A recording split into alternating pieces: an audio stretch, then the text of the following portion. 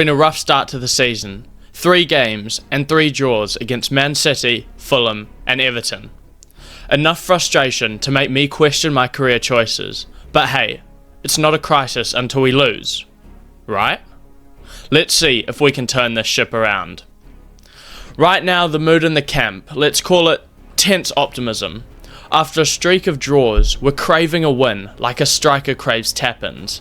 Luckily, our upcoming game is against Wycombe in the Cup. A perfect chance to get that much needed boost. And if we mess this one up, well, I'll be updating my CV. The Wycombe game. What should have been a straightforward win turned into a nail-biter. They dragged us to penalties, proving that lower league teams don't get the memo about rolling over. But thanks to some clutch penalty taking, we scraped through. It wasn't glamorous, but every win counts, and we're through to the next round. Next up, Nottingham Forest. Now, I'd love to say we went into this game full of confidence, but let's be honest, our defence was held together with duct tape and hope. With Van Bissaka and Emerson still out, Creswell and Sufil were still in the starting lineup, but it felt like bringing knives to a gunfight. The result?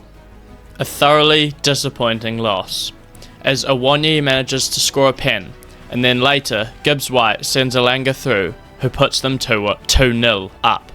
But we do manage to fight back and get a goal, as Hilgers makes an interception in the midfield, finds Antonio who crosses it into Fulkrug. Predictably disappointing. Forest took their chances, and we didn't. I'm pinning my hopes on the next 2 games. Ipswich and Leicester are up next, and we've got a real shot at picking up some points. Plus, Van Bissaka and Emerson are finally back. Hooray for small victories. Now, the big game was upon us. We needed a win here. Nothing less than 3 points would suffice. But, the positives. With Emerson and Van Bissaka back, this is almost our strongest team we can put out. So if we don't win here, I don't know how we're going to win any other games. And boy did we deliver. A great ball from Kudus sees Tadibo tapping in at the back post put us 1-0 up. Then Emerson would drive down the line, whipping a pass, and a terrible mistake from their defender saw Fulkrug put us 2-0 up. But we keep on pushing. Fulkrug scores another pen, puts us 3-0 up, and we are cruising. Soler would then whip in a corner for Fulkrug to tap at home, and we are 4-0 up.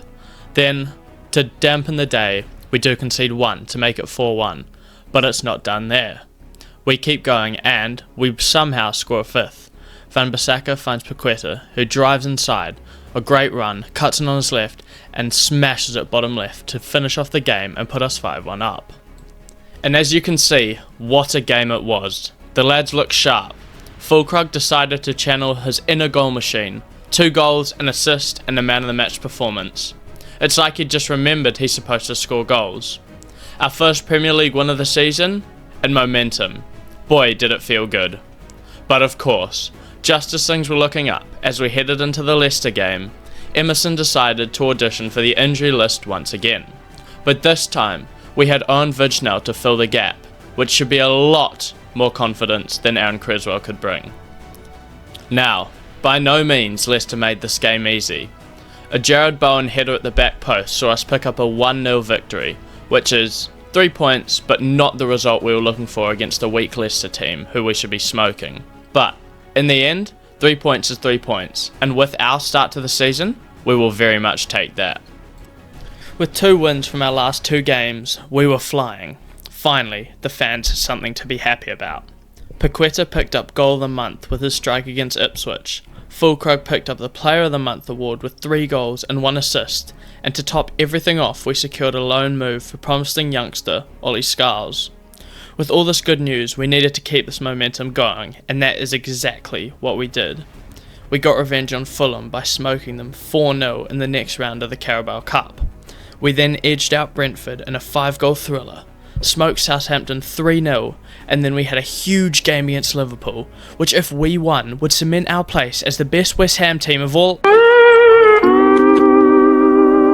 Oh well, we were never going to win that. But hey, at least we gave Slot the jitters. To round off the month, we then move on to our game against Bournemouth, where we edge out yet another 5-goal thriller to take home the 3 points. Cardiff would then become victim to our wrath and we would smoke Aston Villa 3-0 in a surprise result. Then to end off the games, for now, we would see out a 1-1 draw against a very strong, somehow third placed Crystal Palace team. Our change in form is somewhat unbelievable. From picking up 3 points from our first 4 games, we've now secured 19 points out of 24 in our last 8 games. But our massive challenge was going to be to see if we can keep this kind of form going, and maybe, just maybe, sneak our way into the European spots. And with our key players performing to the best of their abilities, I don't see why we can't. Fulkrug has scored 14 goals, with 10 coming in the Prem and 4 in the Cup, placing him in second place in the Golden Boot race, behind you-know-who, Erling Haaland. Jared Bowen is also firing, as he has notched up 8 goals and 5 assists. Unfortunately, these good performances are attracting some interest from big teams like Arsenal, City and Newcastle, but no formal offers have come in yet. Our new signing, Owen Vignal, is also averaging a 7.32 rating with 1 goal and 1 assist in 7 starts. Pretty good for someone who has never had Premier League experience. Although some players have been quite lacklustre so far, like Kudus and Paqueta, who have picked up a combined total of 7 goals and assists in 25 starts.